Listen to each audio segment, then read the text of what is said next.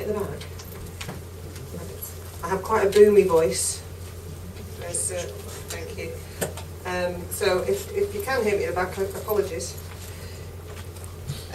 Right, as Lyle said, good afternoon. I'm Lorraine Moss. I'm in the property team of the Greater Christchurch Education Renewal programme. I work alongside with Coraline and her team. We are a team of 4 case managers, all from property project management backgrounds, but with a variety of different individual skills. As Lyle said, I come from a design education background, bringing a lot of experience from the UK and what we won't be repeating in New Zealand based on that. Right, so I recognise that the section is about building new buildings, and I'm not going to talk about buildings. So I'm obviously from a property background, not going to talk about buildings. We recognise that the conversation is going to start with learning. So our focus is to enable each school's strategy to be enabled throughout their property implementation, whether that be renewal, restore or rebuild. The Ministry's aim is to create more modern schools with improved facilities that reflect the advice of education experts and excellent practice from across the globe, and to support students' use of the best learning methods and latest technology. So it's a great opportunity. It's dragged me from the sleepy town of Bradford in West Yorkshire to Christchurch, and it's an exciting time for a lot of schools and for us in the Ministry as well. There's a vast amount of educational expertise out there globally and nationally, and there's a wider range of effective learning practices that are being put forward. We hear from our school leaders, I see some of them in the room, that there are many features of modern methodologies that they would like to see their students benefit from. We now have a step change in the process that we've always undertaken with schools, where we've tried to enable new environments to be developed through the 5YA process. And the Greater Christchurch Education Renewal Programme provides a unique opportunity not only to restore and repair those buildings, but to provide an entirely new education system. It will deliver improved facilities that reshape education, improve learning outcomes and raise student achievement.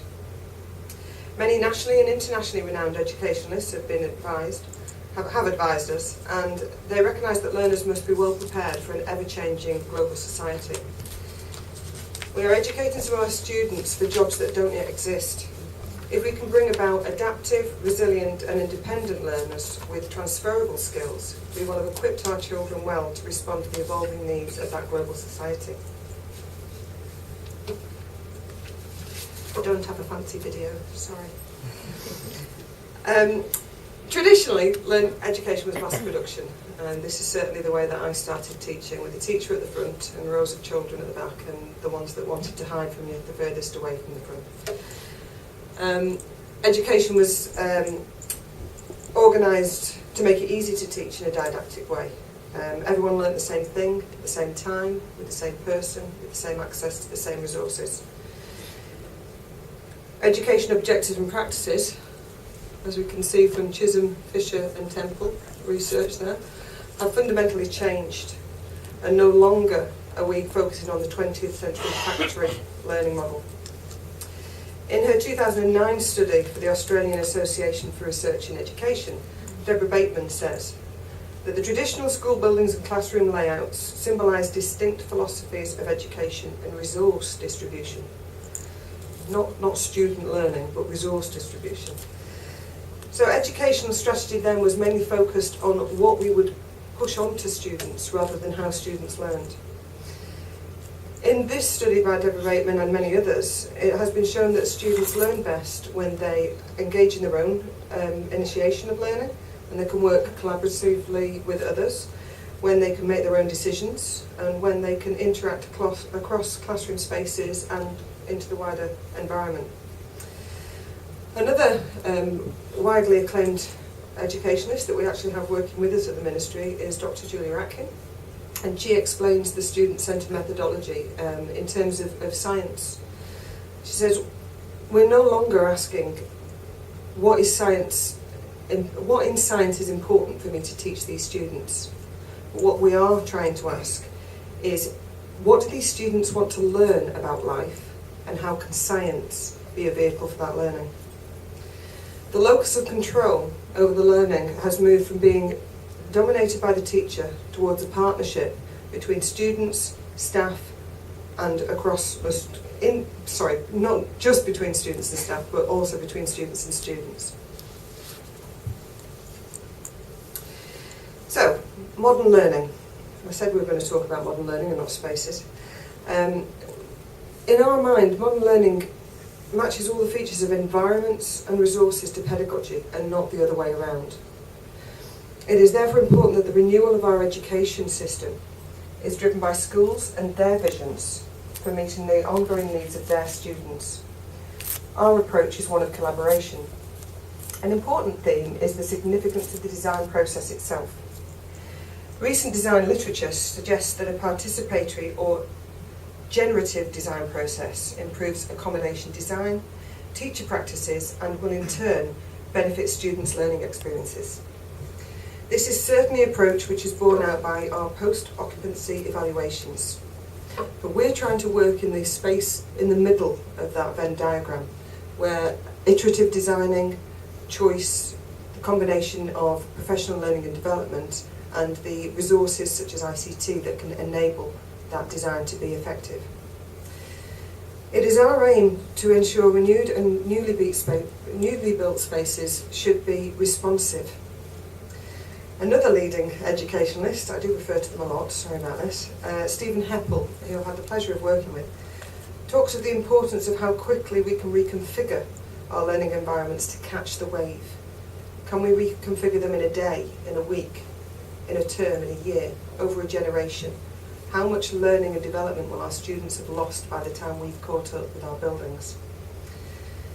What we have learned is that despite designing with the best will in the world and reflecting the best practices at that current time, we cannot predict the ways in which our students will need to learn in the future.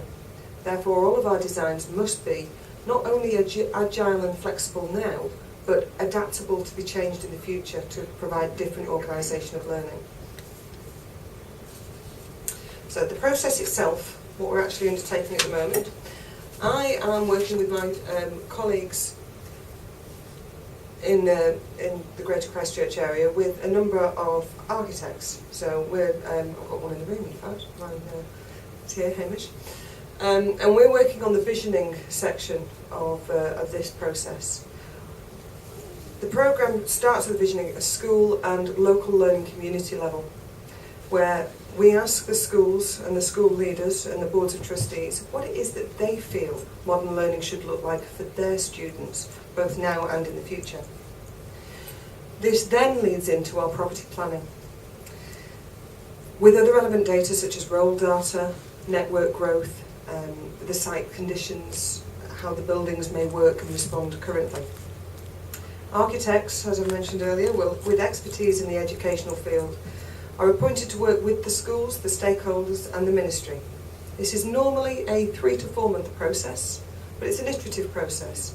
So if that takes a little bit longer for some learning communities, then that's okay. There isn't a deadline as such for us to finish. It needs to be done well and it needs to be done correctly. This in turn feeds into implementation.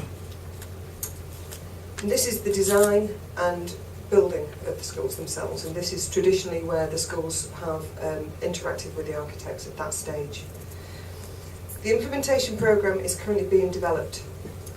We have priorities, 4 priorities, which are based on student needs that we're trying to focus on, and those are those students that have been impacted by the close and merger schools, those students that are in schools where there's role growth or capacity need, those students that have specific educational needs, so educational driven, and then the 4th category is really everybody else. It's the schools that are doing well in the context of the buildings that they've got, but really they would like to have a step change in terms of how they deliver education. In addition to these 4 priorities, there's a school evaluation going out in the next 2 to 3 weeks. And we allow schools to feed back to us about how the buildings and infrastructure and services are impacting or preventing certain aspects of their educational vision being delivered. So So it's all an iterative process. Every single step along the way gets fed back into our programme, and we try to make our lessons learnt have an impact on what we do in the next stage. Once a renewed school has been occupied for an amount of time and the honeymoon period's over and all of the issues have managed to bubble through to the surface, then we'll do post-occupancy reviews for each individual school, and these will focus on stakeholder responses, so whether that's students, staff, parents, community and principals. We will also do a post-programme implementation review, so that will take account of everything that we've tried to achieve and if we've managed to achieve our benefits. There's quite a few references that I've got my studies from. I'm not expecting you to be able to read all of those, but these are all on the Shaping Education website. As is a link to an email, which is any further questions. Now we do have time, I understand, later on to maybe have questions, not at the end of this presentation, but when everybody's finished.